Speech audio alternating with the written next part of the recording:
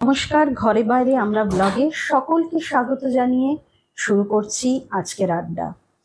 আর আমি আজকে যার পাশে বসে আছি আমার মনে হয় না তার কোনো ডিজিটাল পরিচয়ের দরকার আছে, কারণ আমরা সকলেই তাকে চিনি, সে একটা পরিচিত মুখ। কিন্তু একটা ফর্মালিটি তো করতেই হয়, নামটা বলতেই হয়, পরিচয়টা দিতেই হয়, তাই জন্যই দিতে হবে। কিন্তু তার আগে আমি বলতে চাই যে কেন আমি এই ব্লগিং চ্যানেলটা শুরু করলাম। আমি শুরু করলাম তার একটা কারণ, আমরা সবাই সেলিব্রিটিদের খুঁটিনাটি জানতে আগ্রহী। সত্যি আমাদের খুব ভালো লাগে তাদের সম্পর্কে জানতে। কিন্তু আমার মনে হয় যে আমাদের চারপাশে এরকম প্রচুর প্রচুর মানুষ আছেন যারা ট্যালেন্টেড, এবং আমার মনে হয় সেই ট্যালেন্টগুলো কোথাও কোনো প্ল্যাটফর্মের মাধ্যমে যদি আমরা মানুষের কাছে পৌঁছে দিতে পারি, শুধুমাত্র এইটুকু এইটুকু একটা চিন্তা ভাবনা নিয়েই আমি এই চ্যানেলটা শুরু করেছি। তাই জন্য আপনাদের সাপোর্ট অবশ্যই প্রয়োজন। যাই হোক, সেগুলো পরে সেগুলো সম্পর্কে বলছি। তার আগে যেটা বলবো যে আজকে আমার সঙ্গে আড্ডায় আছে, আমি তার কাছে চলে এসেছি। আমি সত্যি আজকে ঠিক ভাষায় প্রকাশ করতে পারবো না আমি কতটা আনন্দে আছি। তার কারণ হচ্ছে আমি কিন্তু সব সময় যার সঙ্গে বসে আজকে আড্ডাটা মারবো, সে হচ্ছে আমার জীবনের একটা আইডল বলতে পারেন। তো যাই হোক, নমস্কার শর্মিলা মাইতি। শর্মিলা মাইতিকে পরিচয় দিতে গেলে কোথায় শুরু করব কোথায় শেষ করব আমি নিজেও জানি না। প্রথমটাই শুরু করি যে উনি কিন্তু একজন স্বনামধন্য সাংবাদিক। সাংবাদিকতার সঙ্গে সঙ্গে তার যেটা সব থেকে বড় এই মুহূর্তে, উনি একজন বিরাট বিরাট বড় একজন ইউটিউবার। এবং এই ইউটিউবার হওয়ার জন্য উনি রিসেন্টলি একটা গোল্ড বাটন তো পেয়েছেনই, এবং সম্প্রতি উনি কিন্তু পুরো বিদেশ ঘুরে এসেছেন। আমরা হয়তো অনেকেই এই বিষয়ে ওয়াকিবহাল। তো আজকে আমি শর্মিলার থেকে জানবো যে ওর এই জার্নিটা ও কবে শুরু করলো, কখন ওর মনে হলো যে সাংবাদিকতা থেকে একটু অফবিট, একটু বেরিয়ে এসে এই জার্নিটার পথ চলা ও শুরু করবে। আসুন শর্মিলার থেকে জেনে নিই। থ্যাংক ইউ সো মাচ এরকম একটা দীর্ঘ ইন্ট্রোডাকশনের জন্য। আর ফার্স্ট অফ অল তোমাকেও আমার অনেক অনেক অভিনন্দন যে তুমি নিজের চেষ্টায় চ্যানেল শুরু করেছো এবং নিজের মতো করে এগিয়ে চলছো। আর তোমারও একটা সাংবাদিকতার ব্যাকগ্রাউন্ড আছে, সংবাদ মাধ্যমে তুমিও ছিলে, তো শুনে আমার খুব ভালো লাগলো। আচ্ছা, আমাকে যদি তুমি বলো যে আমি তোমার সঙ্গে গল্পে আড্ডায় পরে যাচ্ছি, তার আগে বলো যখন তুমি রাস্তায় বেরো তখন তোমার ব্যাগে কোন তিনটে জিনিস না থাকলে তুমি রাস্তায় বেরোতে পারবে না? রাস্তায় বেরোনোর সময় একদম মেয়েদের ব্যাগে যেটা অবশ্যই থাকা উচিত সেটা হচ্ছে পার্স। পার্সটা ভীষণ জরুরি। মোবাইলটা তো আমার একদম নিত্য সঙ্গী, মোবাইল এবং মোবাইলের অ্যাক্সেসরিজ যেটা। আর একটা জিনিস আমি ব্যাগে নিই অবশ্যই, সেটা হচ্ছে ছোট জলের বোতল আর ছাতা। আচ্ছা, তো চারটে হয়ে গেল, বাট এই কটা জিনিস আমার থাকে, তার জন্য ব্যাগটা আমি বড়ই নিতে চেষ্টা করি। তো ছাতা আছে তার মানেই কিন্তু তুমি খুব অর্গানাইজড, ঠিক আছে? ছাতাটা কিন্তু অর্গানাইজ যারা হয় তাদের ব্যাগেই খুঁজে পাওয়া যায়। আরে বাস। তো যাই হোক, এবার তুমি আমাকে বলো যে যাই হোক, যারা শর্মিলা মাইতির সম্পর্কে খুব ইন্টারেস্টেড তারা বুঝে গেলেন যে ওনার ব্যাগে কি কি থাকে। আমিও জেনে আজকে বেশ ভালো লাগছে। ঠিক আছে, আমিও চেষ্টা করব ব্যাগে ছাতা রাখতে। আচ্ছা, এবার তোমার ছোটবেলায় যেতে চাই। আচ্ছা, তুমি ছোটবেলায় বর্ন অ্যান্ড ব্রট আপ কোথায়?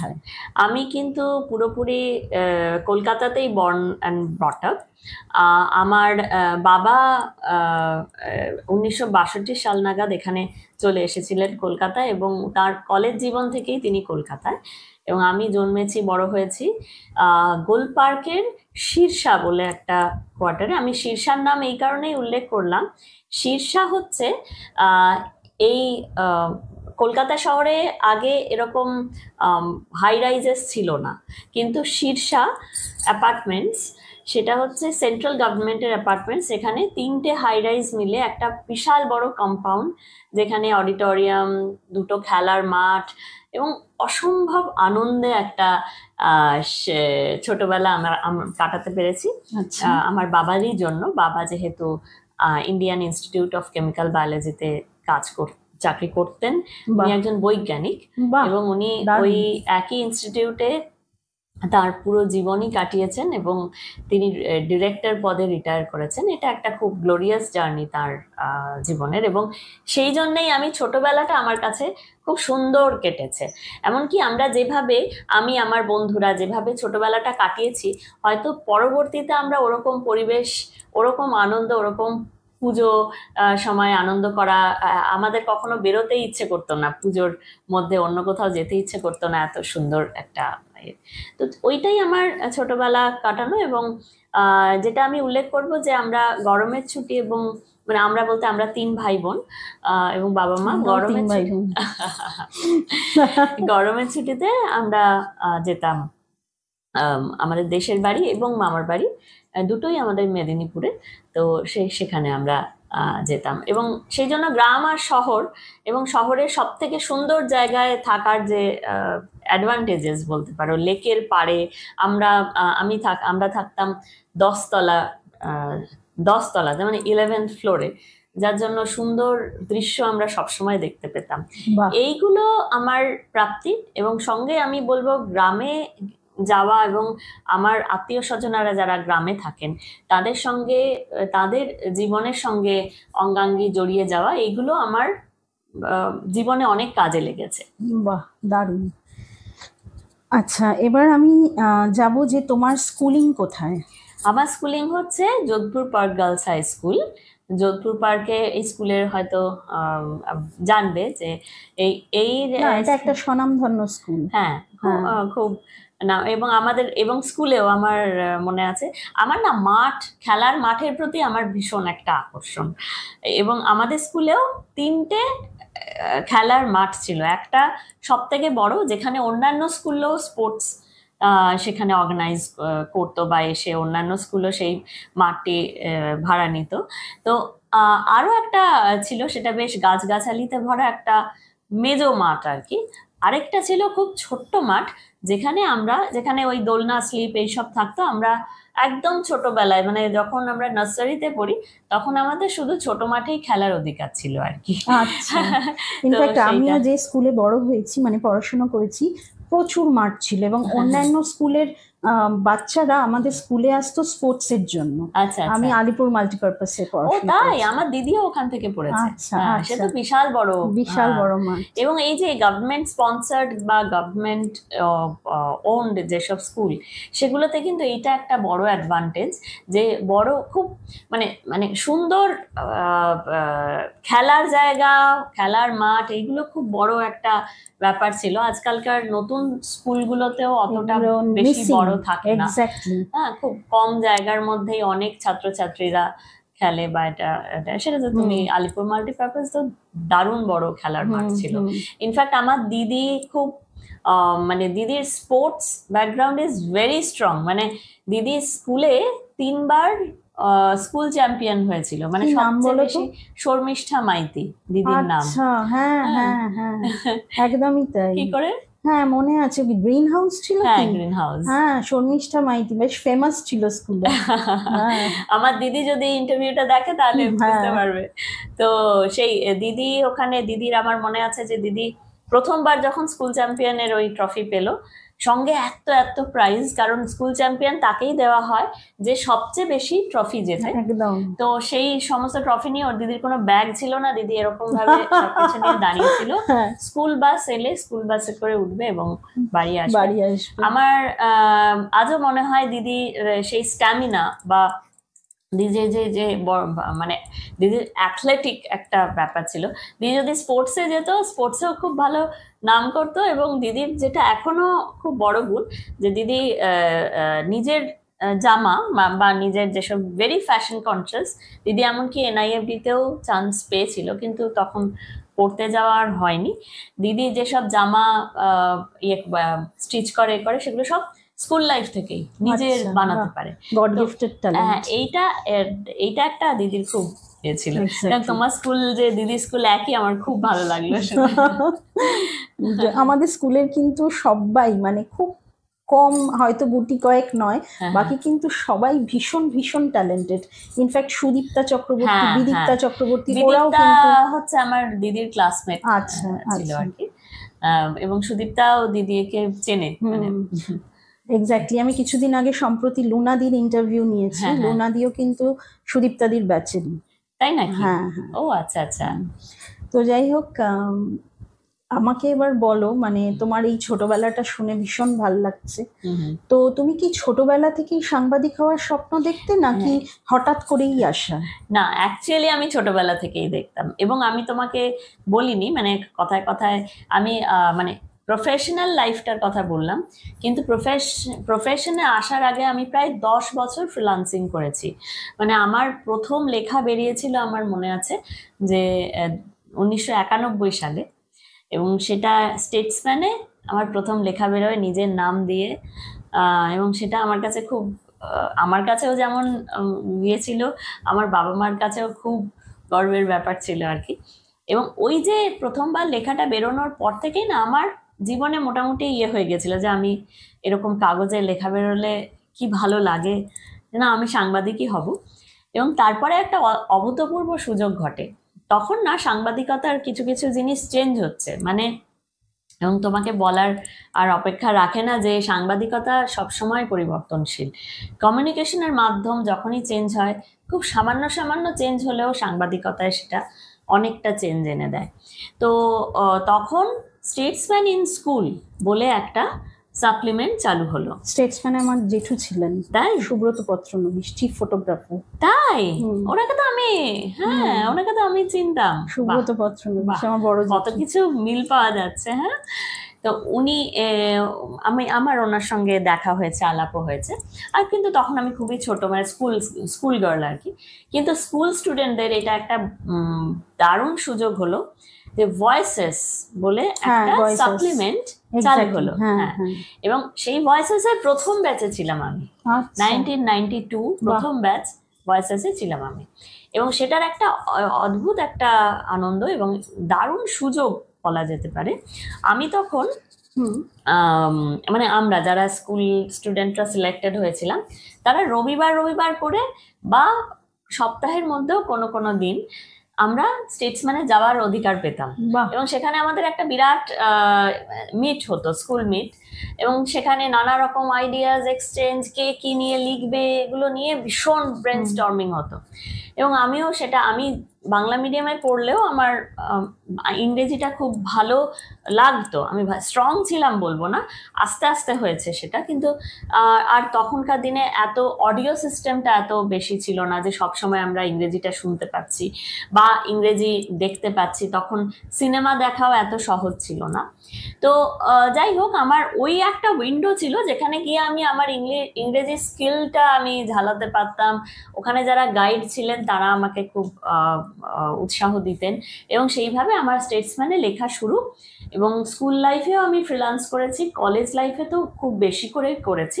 কলেজ আমার কম্পারেটিভ লিটারেচার আমি পড়েছি যাদবপুর ইউনিভার্সিটিতে। তো তখন আমি নিয়মিতই স্টেটসম্যান, টেলিগ্রাফে, অল্প স্বল্প হিন্দুস্তান টাইমস, এগুলোতে তখন ওর কাগজগুলো এখানে এসে গেছে, প্রচুর লিখতাম। হ্যাঁ, প্রচুর লিখতাম, প্রচুর আঁকতাম। মানে একবারে তো মানে 2-3টে পাতাতেও আমার লেখা বেরোতো এরকম।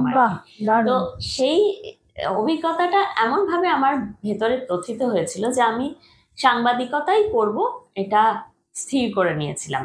তবে হ্যাঁ, মাঝখানে একবার আমার মানে এইটা চেঞ্জ হয়েছিল বলবো।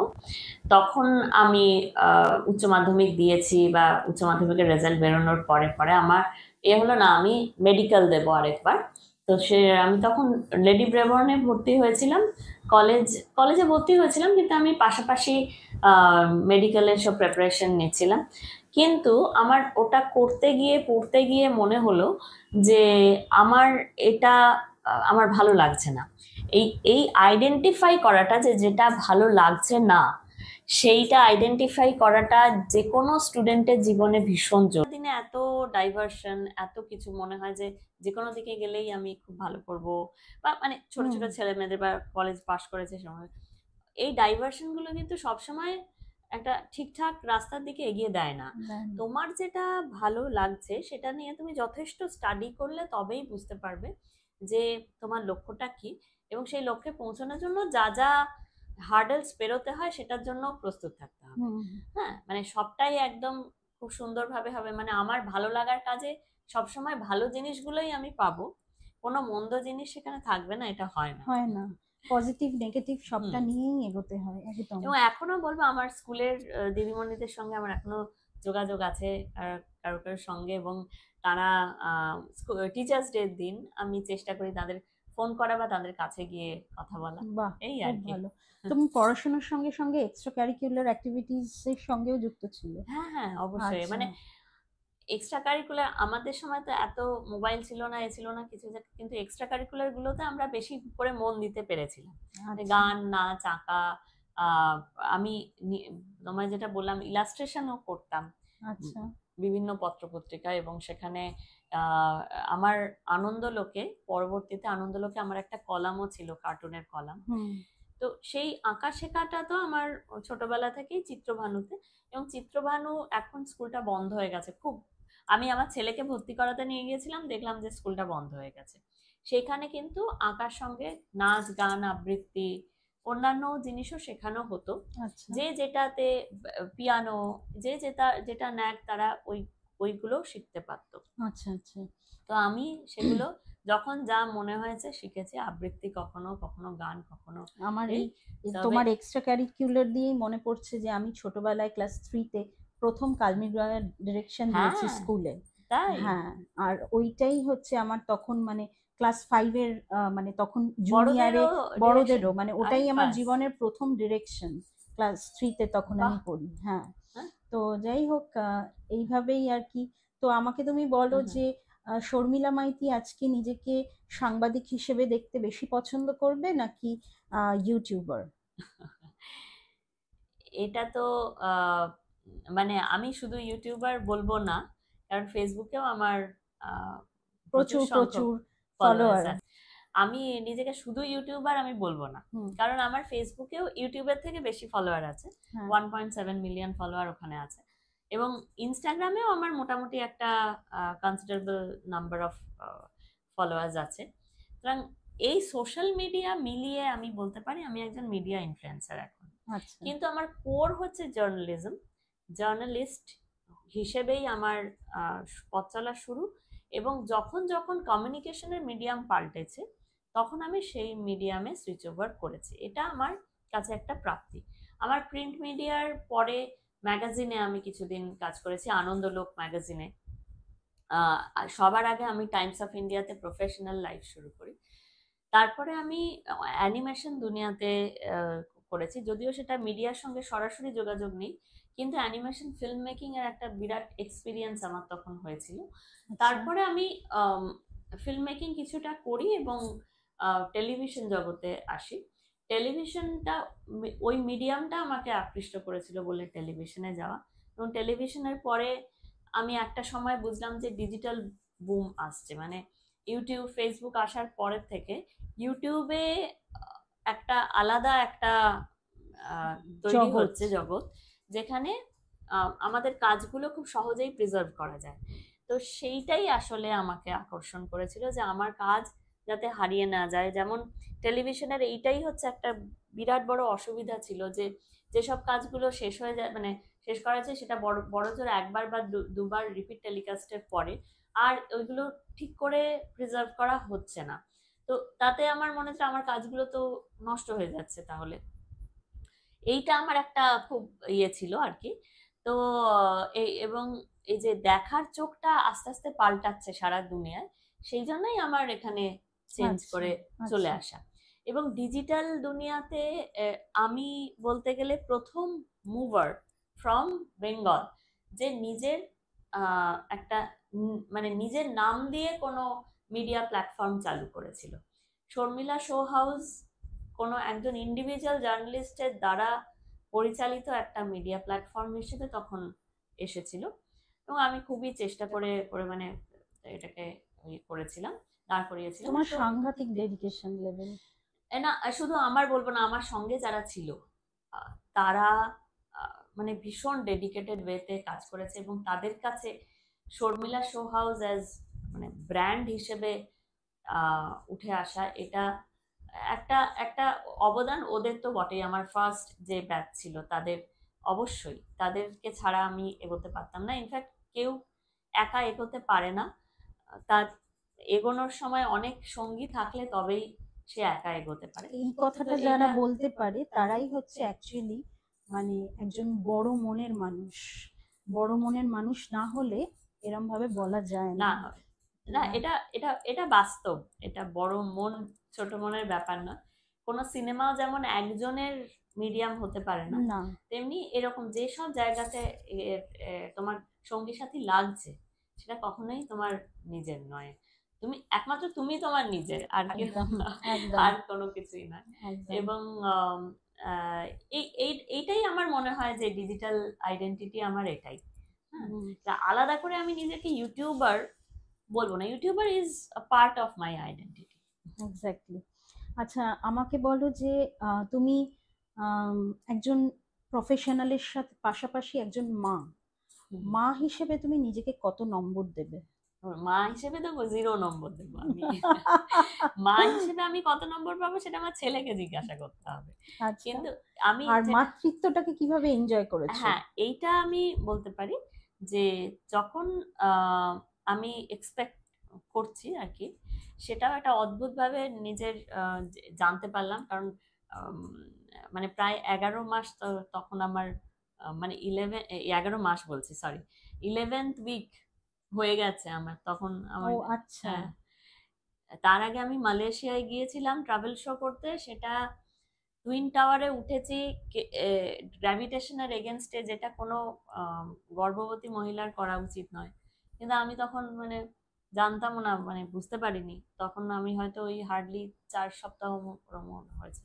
তো তারপরে আমি ফিরে আসার পরে আমি একটু নিজে যখন ফিল করছি কিছু অসুবিধে লাগছে, তারপরে এরকম এই এই বিষয়টা। এবং তখন থেকে না, আমি তোমায় বলি, আমি প্রচন্ড নিয়ম মানতে শুরু করে দিয়েছিলাম। মানে কফি একেবারে বাদ, মানে কফির গন্ধ শুকলেও আমি সেখানে থাকতাম না, এরকম আর কি। কাউকে আমি সামনে স্মোক করতে দিতাম না, আমি তো নিজে নন স্মোকার, কিন্তু কাউকে আমি সামনে স্মোক করতে দিতাম না। এবং সবাই আমাকে খুব মানে বুঝে শুনে চলতো তখন, কারণ আমি স্মোক করতে দিতাম না। এই কারণে মিডিয়া হাউসে এটা ভেরি মানে এনি কর্পোরেট হাউসে, হ্যাঁ, যারা প্রচন্ড চাপের মধ্যে থাকে তাদের স্মোকিং দরকার হয় বা হোয়াটএভার। তারপরে খাওয়া দাওয়ার ব্যাপারেও আমি খুব সময় মেনটেন করে শুরু করে দিয়েছিলাম।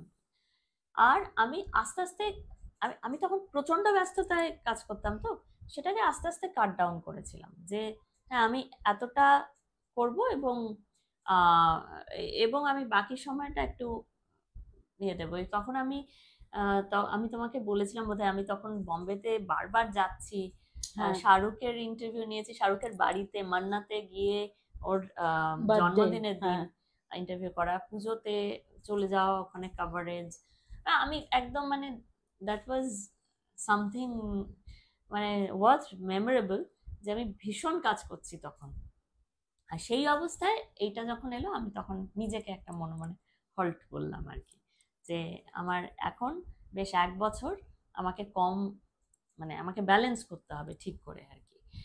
এইবারে আমার যখন 7 মাস প্রেগনেন্ট কি 8 মাসের প্রেগনেন্ট, তখন তখন আমার অক্ষয় কুমারের সঙ্গে বম্বেতে ইন্টারভিউ এর এলো। কিন্তু তখন আমার ঠিক ট্রাভেল করা বা ফ্লাই করা উচিত নয়। আমি তখন আই জাস্ট লেট ইট গো। কিন্তু এই আমি সদ্য শুনলাম যে অলিম্পিক্সে এক ভদ্রমহিলা পার্টিসিপেট করেছেন, she is 3rd time Olympian, এবং তিনি 7 মাসের প্রেগনেন্ট হয়ে নাম দিয়েছেন, এবং বোধহয় লাস্ট 16তে উনি কোয়ালিফাই করে গেছেন। তো আমি স্যালিউট, কোনো কিছুই আটকে থাকে না। আসলে আমরা মেয়েরা ভাবি যে কখন মা হব সেটা ঠিক করা। অনেক মনোবিদরাও বলেন যে যখন মা হবে তখন অনেক করতে হবে চিন্তা, তুমি সঠিক চিন্তা করে মা হও। আমার মনে হয় যে সন্তান যত মানে মোটামুটি একটা সঠিক বয়সে সন্তান হলে সন্তানের সঙ্গে একটা অন্যরকম যোগাযোগ স্থাপিত হয়, এবং তারা যত বাড়ে তারা বন্ধু হয়ে ওঠে। এবং যখন একটু এখন গ্যাপে কত হয়, বয়স তোমার? আমার ছেলের 9.5 বছর বয়স। আচ্ছা আচ্ছা। তো সেই জেনারেশন গ্যাপটা একটু থেকে যায় বলে আমার মনে হয়। আমারও লেট চাইল্ড, আচ্ছা। কিন্তু আমি সেটা লেট চাইল্ড হওয়ার জন্যই হয়তো বেশি ফিল করেছি আর কি। আর আমার পরিপার্শ্ব যেভাবে আমাকে যারা যারা হেল্প করেন, আমার পরিবার, আমার এক্সটেন্ডেড পরিবার, আমার অফিস, সব পুরোটাই একটা মানে হেল্পফুল বলা যায়। এবং আমি ওই সময়কার কথা বলছি, সেই সময় আমি যখন প্রেগনেন্ট তখন আমি 24 ঘন্টাতে ছিলাম। আচ্ছা।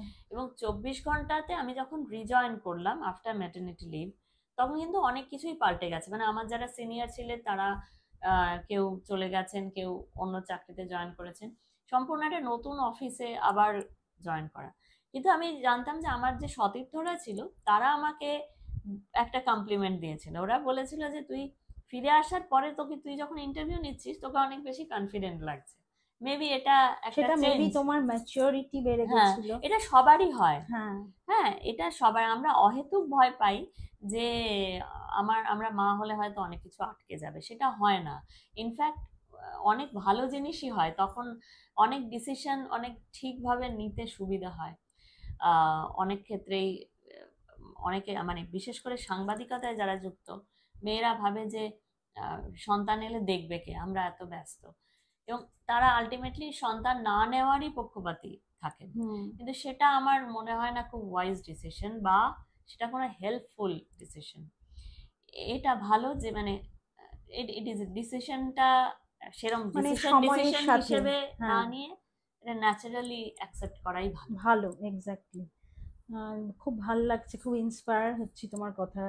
তো যাই হোক, আমাদের দুজনের এই কনভারসেশনগুলো যদি আপনাদেরও ভালো লাগে, প্লিজ চ্যানেলটা লাইক করবেন, সাবস্ক্রাইব করবেন, শেয়ার করবেন। আমাদের ভাল লাগবে। আমি মোটিভেটেড তো ডেফিনেটলি হব, কিন্তু আমি যত মোটিভেটেড হব তত বেশি বেশি আমাদের চারপাশের ট্যালেন্টগুলোকে আমাদের এই প্ল্যাটফর্মে নিয়ে আসতে পারবো।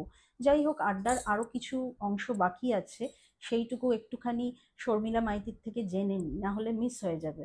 তো আমাকে তুমি বলো যে তুমি দেশ বিদেশ প্রচুর ঘুরেছো।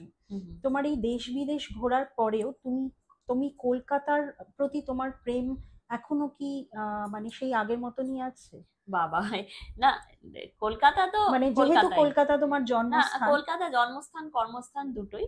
এবং কর্মজীবনের বেশিরভাগ সময়টাই আমি এখানে কাজ করেছি। বম্বেতে অল্প সময় কাজ করেছি। কিন্তু দেশ বিদেশ ঘোরার, আমি যে অত দেশ বিদেশও ঘুরেছি তা নয়। আমি ব্যাংকক গিয়েছি, ব্যাংকক বা হংকং, তারপরে আমি মালয়েশিয়া, দেন সিঙ্গাপুর, আর কিছুদিন মানে 2 বছর আগে আমি ইউএই গিয়েছিলাম, সৌদি আরব, দুবাইতে গিয়েছিলাম। দুবাই থেকে আমাকে একটা অ্যাওয়ার্ড দিয়েছিল বলে সেটা সেই জন্য গিয়েছিলাম। আর এই রিসেন্ট টাইমে আমি বাংলাদেশ গিয়েছি, আর লন্ডন বা ইউকে ঘুরতে গেলাম। এখানে ইউকেতে বেড়ানো এবং আমার কিছু কমিটমেন্টস ছিল সেই সমস্ত। আমি বলবো যে এই যে বেড়ালে বা বেড়ানোর সামর্থ্য সবার থাকে না, সুতরাং সেটা নিয়ে দুঃখ পাওয়া, আঘাত পাওয়ারও কিছু নেই। যদি এটা দেশ বিদেশের অভিজ্ঞতা হিসেবে দেখা হয়, তাহলে দেশ বিদেশে গেলে অনেক নতুন মানুষের সঙ্গে দেখা হয়। তাই কালচারাল কনফ্লুয়েন্স, যেটা আমরা যে কালচারে মানুষ হয়েছি সেটার সঙ্গে ওদের কালচার, আমরা নতুন একটা জগৎ খুঁজে পাওয়া, এবং সেটা মানুষকে অনেক বেশি ওপেন আপ করে, ওদের মাইন্ডসেটকে চেঞ্জ করে। হ্যাঁ, অ্যাকসেপ্টেন্স বাড়ায়। এই অ্যাকসেপ্টেন্স মানে হিউম্যান রিলেশনশিপে একটা অ্যাকসেপ্টেন্স বাড়ায়। আমি লন্ডনের একটা, মানে লন্ডন ইজ আ হিউজ, মানে বিগেস্ট এক্সাম্পল, যে একটা সিটি কিভাবে তাদের হেরিটেজকে, মানে মানে প্রচন্ড রিচ হেরিটেজকে তারা প্রিজার্ভ করছে। কত বিল্ডিং ওখানে, বিল্ডিং বা সৌধ বা প্রাসাদ যাই বলো, সেগুলোকে তারা অ্যাজ ইট ইজ রেখেছে, এত মেনটেন করেছে। এইটা আমার কাছে একটা বিস্ময়। হ্যাঁ, যে এর মানে কত কত ওরা কনসিয়াস অ্যাবাউট দেয়ার আইডেন্টিটি। আর লন্ডনে বহু মানুষ, দেশ বিদেশের মানুষ, প্রায় 55টা ভাষাভাষী মানুষ সেখানে একত্রে বসবাস করেন। তুমি আমাকে কোনোরকম একটা জিনিস বলো, যে তুমি যাদের কথা বলছো তাদের অনেকেই কিন্তু বর্ন অ্যান্ড ব্রট আপ ইন্ডিয়াতে, তারা কর্মসূত্রে ওখানে আছে, তাহলে তারা নিজের দেশে আইন কানুন না মেনে হুম। তারা ওই জায়গায় মানছে, অথচ আমরা মানে যখন ঘুরে আসছি, বেরিয়ে আসছি, হুম। আমরা বলছি তারা খুব সুন্দর হুম। আইন মানছে, হুম। অথচ তারা নিজের দেশে মানতে চায় না। অ্যাজ এ সাংবাদিক তুমি আমাকে বলো হুম। যে তুমি কি এটার পেছনে কোনো কারণ কখনো খুঁজে পেয়েছো? হ্যাঁ, অবশ্যই। তুমি যেটা বললে আমারও সেটা ভালো লাগে না, কিন্তু আমি যাদের কথা বলছি তারা সবাই বাঙালি নয়। আমি আচ্ছা, বলছি যে ওখানকার অন্য দেশের অন্য ভাষাভাষী মানুষেরা আচ্ছা। একসঙ্গে বসবাস করে, ডিসিপ্লিনড ভীষণ। অন্য সব দেশে আইন কানুন কানুন না মানার কোনো সুযোগ নেই বললেই চলে। হুম। মানে আইন না মেনে তুমি যদি কিছু কাজ করো তাহলে তোমাকে যে পরিমাণ ফাইন দিতে হবে সেটা আকাশচুম্বী। তাই ভয় ভয়েই লোকে আইন মানে। এবং যেসব শহরগুলো খুবই ওল্ড, মানে মানে লন্ডন যেমন বহু দিনের শহর, সেগুলোতে না মানুষ থাকতে থাকতে তারা ওই ডিসিপ্লিন লাইফটাতেই অভ্যস্ত হয়ে গেছে। হুম। তারা, তাদেরকে জোর করে মানাতে হয় না, তারা মানে। ব্রিটিশরা তো ভীষণই রুল রুল মেকার্স এবং রুল অ্যাডমায়ার্স। তো তারা সবসময় অ্যাডহেয়ার করে এবং তারা ওইভাবেই তারা জীবনটাকে করেছে। এবং তারা বেশ সহিষ্ণু, তারা সব রকম মানুষকে সেখানে বসবাস করার অধিকার সবই দিয়েছে। হুম। হ্যাঁ, এটা এটা এটা একটা অদ্ভুত একটা আহ মানে আমরা যা ভাবি তার থেকে সম্পূর্ণ আলাদা। আমরা ব্রিটিশের যে চেহারা কলোনাইজার হিসেবে দেখি, আর ওখানকার ব্রিটিশরা যারা লন্ডনে বা ইউকেতে আছে তাদের পুরোপুরি আলাদা। হুম। এবং আমি যাদের কাছ সঙ্গে বেশি আমার ইন্টারাকশন হলো, তারা নিজেদের তৃতীয় বাংলা হিসেবে আইডেন্টিটিটাকে দিতে চাইছে। তারা হচ্ছে ব্রিটিশ বাঙালি। ওরা ওখানেই 4 জেনারেশন অলমোস্ট ওখানেই আছে। আচ্ছা। এবং তারা বাংলা ভাষা নিয়ে, সে সাহিত্য সংস্কৃতি নিয়ে প্রচুর চর্চা করে। সেটা আমার চ্যানেলে আরো ভিডিওজে তুমি দেখতেও পাবে।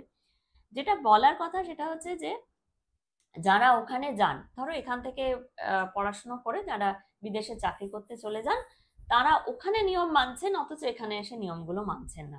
এবং সেটাই শুধু নয়, এখানে এসে তারা এই দেশের নানা রকম ত্রুটি বিচ্যুতি, তাদের সব রকম বিরক্তি ক্ষোভ উগরে দিচ্ছেন।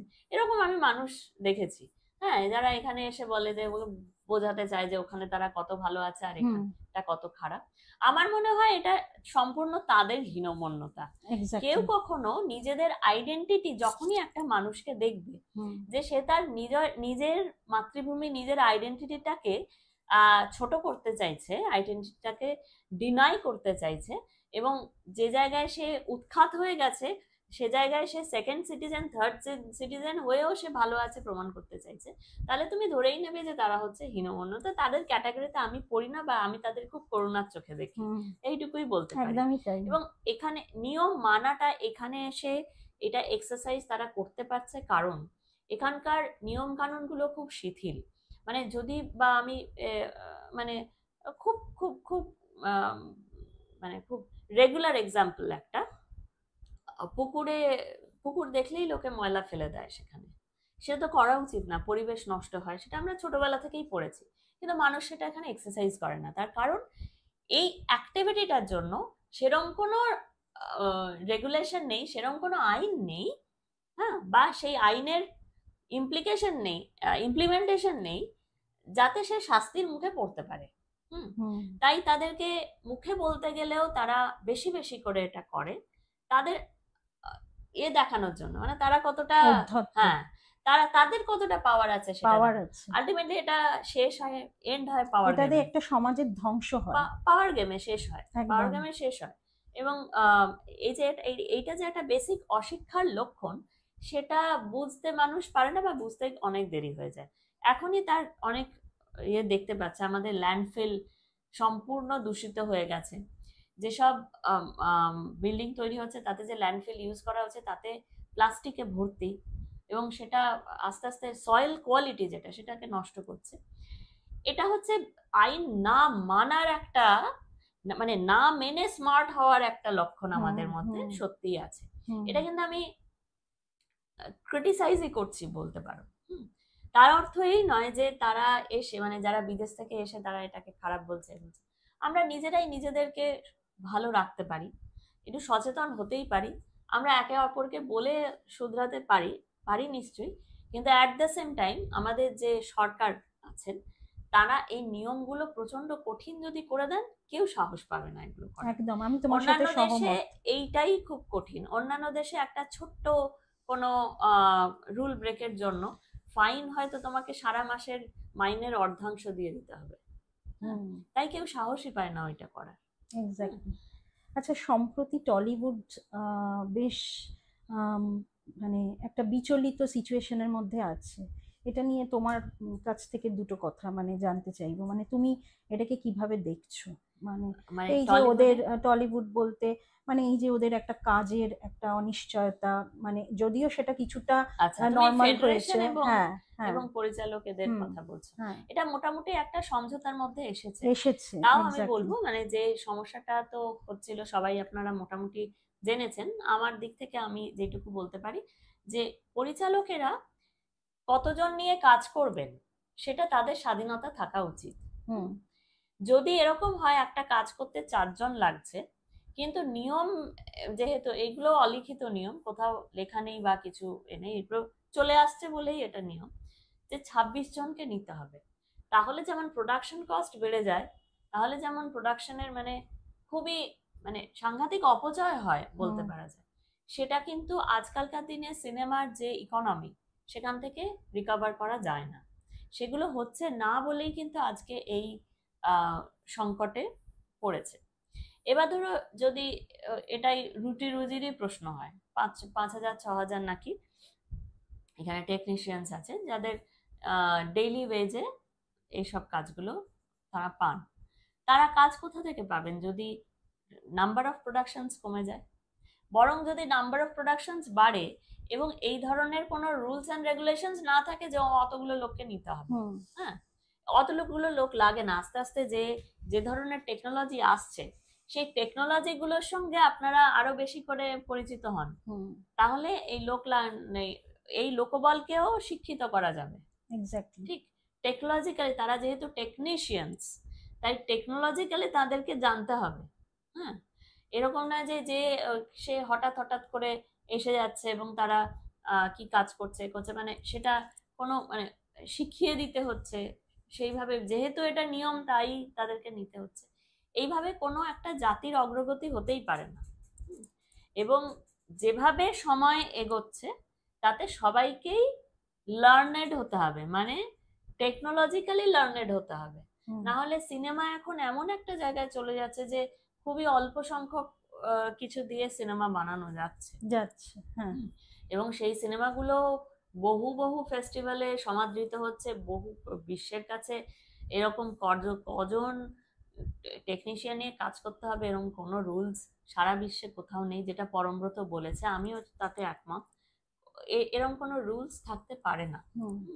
বরং এই যে এই লোকবল যাদেরকে মানে টেকনিশিয়ানস বলছেন তারা, বা টেকনিশিয়ানস যারা ডেডিকেটেড টেকনিশিয়ানস, তাদেরকে এই মানে কতজনকে নিতে হবে এরকম কোনো রেগুলেশন একদমই থাকা উচিত নয়। তারা আরো নতুন টেকনোলজির সঙ্গে আলাপ হোক, তারা আরো শিখুন, তারা যে আগে যে ভাবে কাজ হতো তার পরিবর্তে এখন কিভাবে কাজ করা যায় সেগুলো নিয়ে আরো একটু কালচার করুন। আমার মনে হয় তাতে এই দ্বন্দ্বটা থাকবে না। আচ্ছা, আমি সাংবাদিক শর্মিলা মাইতির কাছ থেকে জানতে চাইছি না, আমি ইউটিউব জার্নিতে তুমি নিশ্চয়ই শুরুর দিকে বা কখনো সখনো কাজ করতে গিয়ে বা এত সাক্ষাৎকার নিতে গিয়ে তুমি কোনো না কোনো নিশ্চয়ই হার্ডেল ফেস করেছো, আমি জানি না করেছো কিনা। যদি তোমার সেই হার্ডেলের একটা দুটো মানে উদাহরণ বা কিছু শেয়ার করো। আমি হার্ডেল তো আমাকে অনেকই পেরোতে হয়, সাংবাদিক জীবনে নানা রকম হার্ডেলই পেরোতে হয়। মানে এই মুহূর্তে আমি যে কি কোনটা মানে মানে তুমি সাক্ষাৎকার এতই নিতে বেশি গিয়ে হার্ডেল আছে যে কোনটা বলবো ঠিক বুঝে উঠতে পারি না। কিন্তু আমি আমি বরং বলবো হার্ডেলের বদলে একটা অ্যাচিভমেন্টের কথা আমি তোমাকে বলতে পারি। সেটা হচ্ছে আমি যখন মিস্টার বচ্চনের ইন্টারভিউ নিতে গিয়েছি তখন, আর মান্না দের ইন্টারভিউ উনি যখন বেঁচে ছিলেন তখন তার ব্যাঙ্গালোরের বাড়িতে গিয়ে আমি নিয়েছিলাম। এই দুটো আমার কাছে একটা মানে মাইলস্টোন। অবিশ্বাস্য একটা জানি। এর আগে তো শাহরুখ খানের কথাটা বলেছিলাম, কিন্তু শাহরুখ খানের আমি প্রায় 5-6 বার ইন্টারভিউ নিয়েছি, এবং প্রথমবার ইন্টারভিউ নেওয়া হচ্ছে 2007 সালে। উনি তখন কেবিসির একটা পর্ব উনি একটা একটা সিজন উনি পরিচালনা করেছিলেন অমিতাভের বদলে। আর এই অমিতাভের ইয়েটা হঠাৎ করে আমার কাছে এসেছিল। আহ, এটা মানে আমার কোনো প্রস্তুতি ছিল না সেখানে। কিন্তু আমি এটা মনে করি, আমি সবাইকেই বলতে চাই, একজন সাংবাদিক কার ইন্টারভিউ নিতে যাবে ঠিক তার 5 মিনিট আগে দেখে নেওয়া, কি 15 মিনিট আগে থেকে প্রস্তুতি নেওয়া, কি কি প্রশ্ন করব সেটা ঠিক করে নিয়ে যাওয়া, এইগুলো হয়তো প্রথম দিককার শিক্ষা। মানে সাংবাদিকতার বিভিন্ন ধাপের শিক্ষার একটা প্রথম দিকের শিক্ষা হচ্ছে এইভাবে নিজেকে তৈরি করো। তার পরবর্তীতে শিক্ষাটা এরকম হয় যে তুমি চোখ কান খোলা রাখবে, এবং তোমার কোয়েশ্চেন সেইভাবেই অটোমেটিক্যালি তোমার কাছে আসবে। কারণ প্রশ্ন কখনো মানে সাজানো হয় না। ঠিক। সাজানো ইন্টারভিউ বেশিক্ষণ দেখতে ইচ্ছে না করে না। না না, এটা আমি একদম। শর্মিলা শো হাউসের মানে পরবর্তীতে শর্মিলা শো হাউসের সাফল্যের হয়তো এটাও একটা কারণ, কারণ আমার কাছে কখনো কোনো প্রশ্নপত্র থাকে না।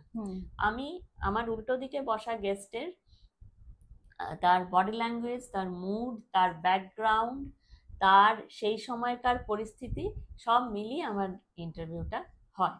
হ্যাঁ, সেখানে একজন মানুষ সেখান থেকে বেরিয়ে আসবেন। তো সেরকমই বিনা প্রস্তুতিতে প্রায় হঠাৎ করেই সেজেগুজে ইন্টারভিউটা নিতে যেতে হয়েছিল। এবং আরো যেটা গোদের উপর বিষ পড়া সেটা হচ্ছে যে অমিতাভ বচ্চন সময়ের অনেক আগেই চলে এসেছিলেন। আচ্ছা। যখন অন্যান্যরা সব ম্যানেজার ট্যানেজার ওরা সব তৈরি হয়নি তখন উনি চলে এসেছিলেন। এবং ওনার ওটা স্বভাব, উনি ভীষণ পাংচুয়াল, উনি সময়ের আগেই আসেন সব সময়। সেই জন্যই উনি এত বড় লেজেন্ড হতে পেরেছেন, কারণ সময়টাকে এরকম ভাবে হাতের মুঠোয় রাখতে হয়।